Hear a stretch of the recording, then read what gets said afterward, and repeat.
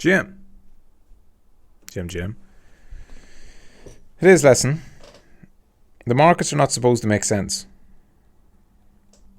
And that's a quote coming from one of the traders in the Market Wizards book, a book where the author interviews a bunch of top traders from way back in the 70s and 80s, or in the 80s, I suppose, late 80s. That's Richard Dennis. Richard Dennis. And if you don't know who Richard Dennis is, he's a legendary trader. He started with $400 and turned it into $200 million.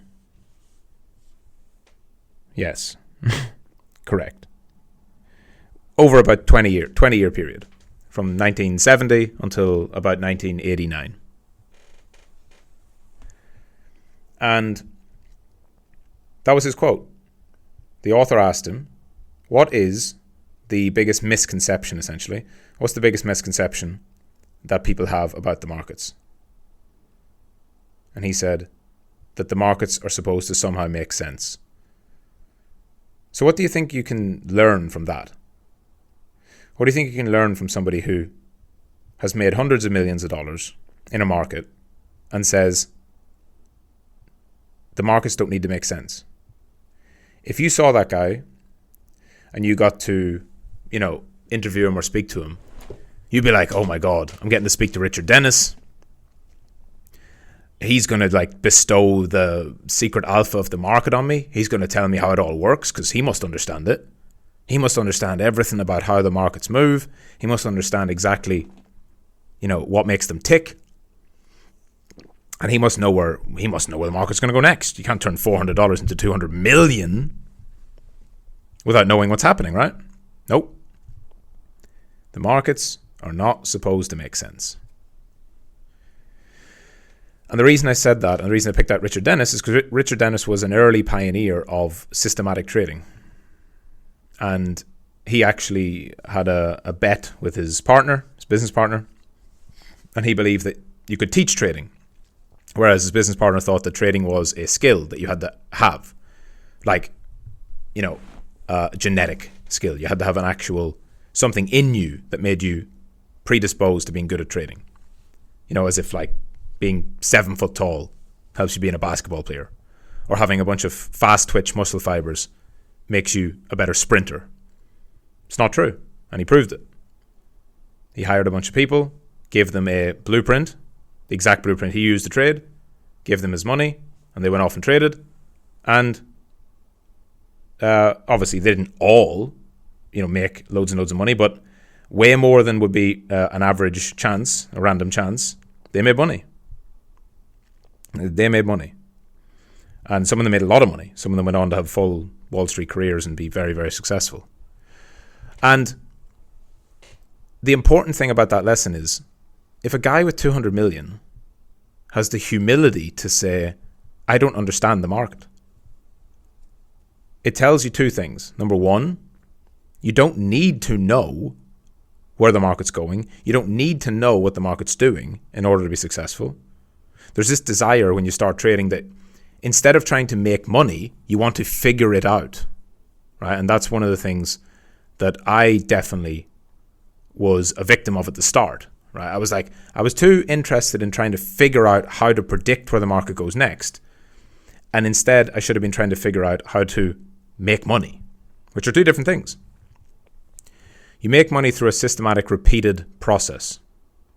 And that's exactly what he taught to his students. And they all, nearly all of them, ended up making a lot of money. So that should be something that frees you up to understand, wow, so you mean that I don't need to understand the market. I don't need to figure it out to be able to make money. You really don't. You need to figure out a system or a process that works for you. But no system or process is predictive. This is the thing. It doesn't predict where it's going to go next. It's all probabilities. The difference between a probability and a prediction is that a prediction implies some kind of understanding of the future, knowing. Whereas a probability says, I know this is going to be wrong sometimes, But more often than not, it will be right. Or when it's right, I'll make more money so that overall the wins and losses add up to a net positive. So the market does not have to make sense. And how could the market make sense? Think about it. Whenever Bitcoin is crashing, people come out and say, it's happening because of this. This person's getting liquidated. There's fears of recession. There's a scare over here. This central bank is imploding. This Silicon Valley bank is collapsing. The dollar is mooning. This foreign currency is crashing. There's all these different reasons. And they're all valid, right? There's going to be one guy selling because central bank is in trouble or being restrictive. Another guy is going to be selling because he knows from the inside that there's a big fund blowing up and they have to liquidate $1 billion. There's going to be another guy selling just because he's purely in fear, genuine emotions.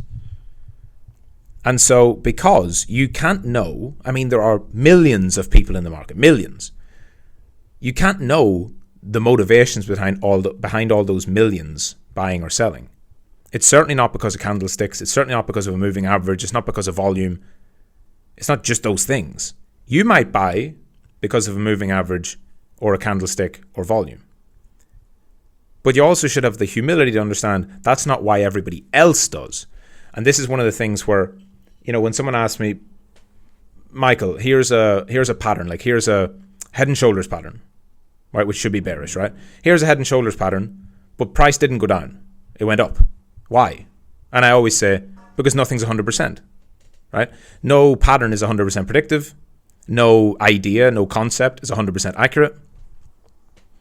And the reason why is because there could be, say there's 1 million people in the market, maybe 20,000 of them see that head and shoulders and sell because of the head and shoulders.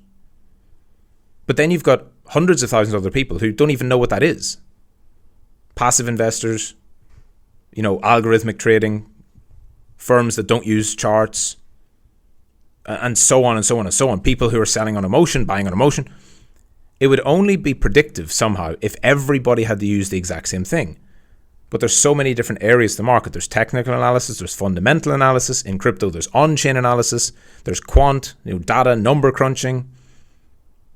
And so because not everybody uses the same information to trade, you can't expect the same outcomes all the time on certain ideas. What you can do, and how Richard Dennis managed to make $200 million out of $400, is you can develop a process and a system that works for you and that you use consistently. And so every time you see that setup, you take your trade and you know that sometimes it's right, sometimes it's wrong. But over time, it has a positive expectancy, meaning you'll make more than you lose over time. And you just ride out the winners and losers in between. And when you start to think that way, you understand, I don't need to know or make sense of the market because I can never make sense of the market. I just need to play the probabilities. And that is the most important thing.